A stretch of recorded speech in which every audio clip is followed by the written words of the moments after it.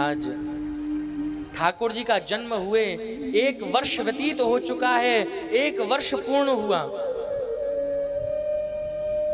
लेकिन अभी तक नामकरण संस्कार नहीं हुआ।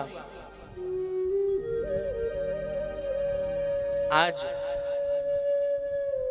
मैया ने बाबा से कहा, बोले आपने अपने लाला का नामकरण संस्कार नहीं कराया, कोई बात नहीं, लेकिन आपने हमारी सहेली जो यशोदा जी हैं, उनको भी जो बालक की प्राप्ति हुई है, आपने उनका भी नामकरण संस्कार नहीं कराया।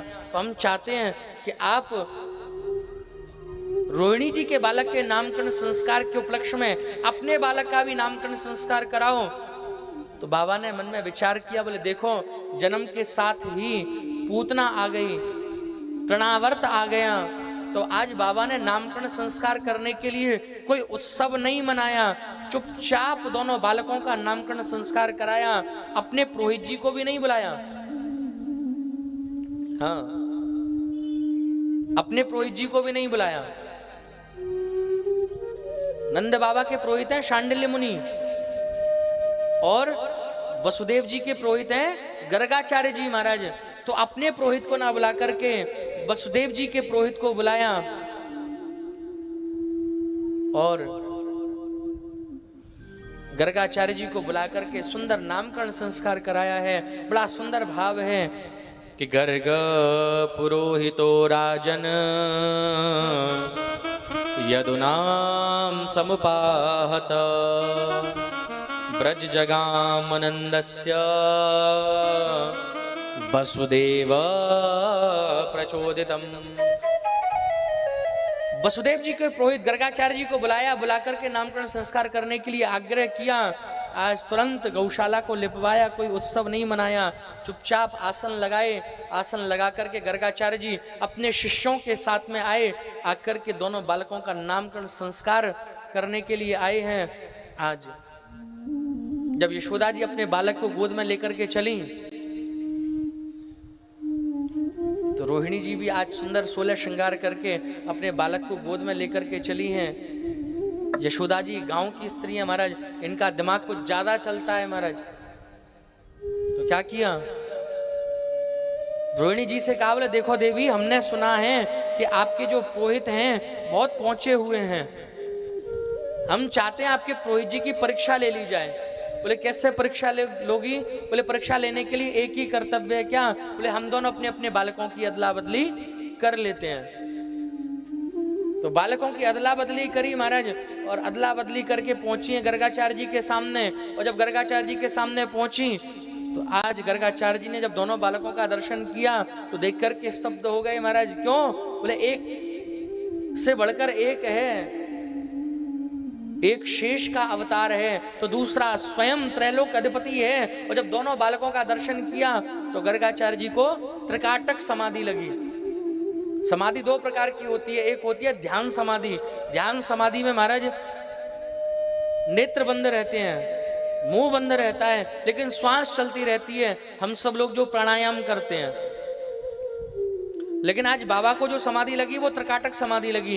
इसमें मुंह खुला हुआ है, नेत्र खुला हुआ है, लेकिन श्वास बंद हो गई। श्वास बंद करके महाराज योग के माध्यम से पहुंचे ठाकुर जी के पास में। बड़े भाव से कहा, बोले महाराज आज आपने मेरा जीवन धन्य कर दिया।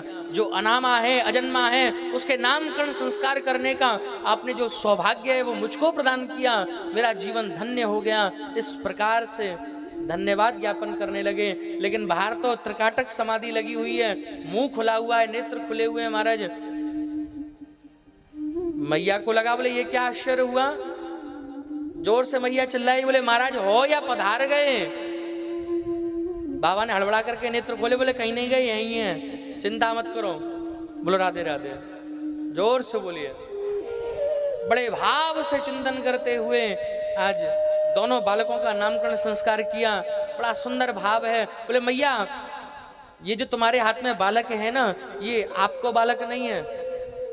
अयम ही रोहिणी पुत्रो रम्यान शुद्धौ गुणो आख्यायते राम इति बलाधिक्यम बलम विदो। अयम ही रोहिणी पुत्रो, ये यशोदा जी आपके हाथ में जो बालक है ना, ये आपका बालक नहीं है। अयम ही रोहिणी पुत्रो जी, रोहिणी जी का बालक है। रम्यान सुहृदौ गुणों, या के अंदर बहुत सारे गुण होंगे और इन्हीं गुणों के कारण इस बालक का नाम राम पड़ेगा। लेकिन इसकी एक विशेषता होगी, क्या?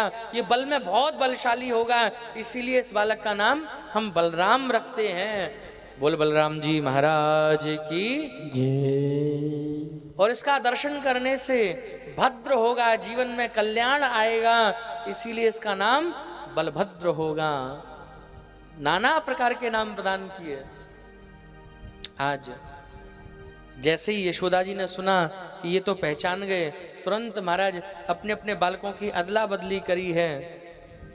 और अदला बदली करके महाराज बड़े भाव से अब यशोदा जी ने जो बालक बलराम को ले रखा है, तुरंत रोहिणी जी को प्रदान किया और अपना बालक ले लिया। गर्गाचार्य जी बोले, हाँ देवी यशोदा जी, अब ये जो बालक है ना, ये आपका ही बालक है, आपके हाथ में।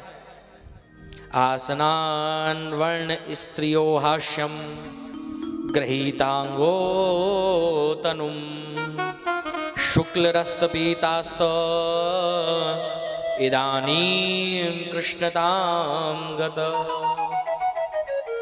ये जो आपके हाथ में बालक है, ये आपका ही बालक है। स्त्रिहास्त्र वयो कृष्ण, ये सभी का चित्त हरण करने में सक्षम होगा, सभी का सम्मोहन करने में सक्षम होगा। इसीलिए इस बालक का नाम हम कृष्ण रखते हैं। आकर्षयति इति कृष्ण, जो आकर्षण करने में सक्षम है वो कृष्ण है। आकर्षण किसका? बोले संसार का।